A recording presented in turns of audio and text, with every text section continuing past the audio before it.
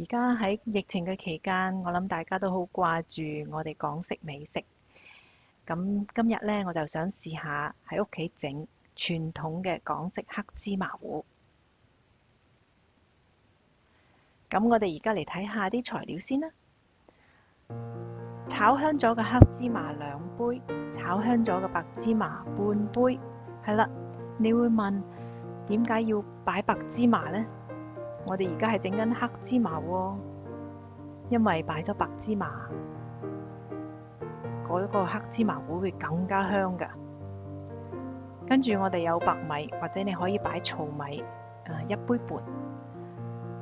薑片3至4片，冰片糖1片半啦，小米半杯，鹽少許，水4杯或者適量就得啦。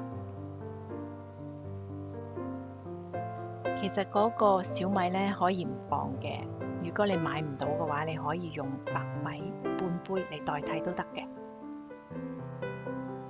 不過呢，我就幾鍾意啲小米呢係好對身體好有益嘅。咁呢，而家我哋開始啦，準備一個攪拌機，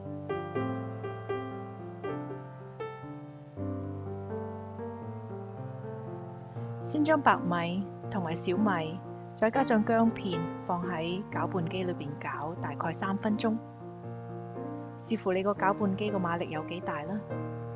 通常3到5分鐘都得㗎啦。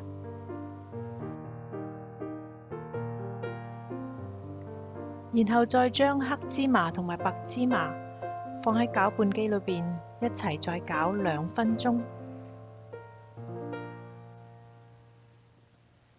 芝麻漿做好咗之後，我哋就可以將4杯水倒喺個煲裏邊煲滾佢，然後將冰片糖放入去。差唔多溶嘅時候，我哋就將芝麻漿倒入去，記得要不停嘅攪拌，要用大火煲。當佢滾咗之後，繼續煲5分鐘，一煲香噴噴嘅芝麻糊就咁樣做好咗啦。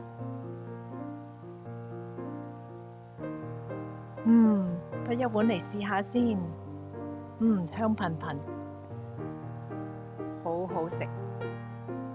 你都可以嚟試下㗎，整返一煲傳統嘅港式黑芝麻糊，同你個屋企人一齊品嚐下啦。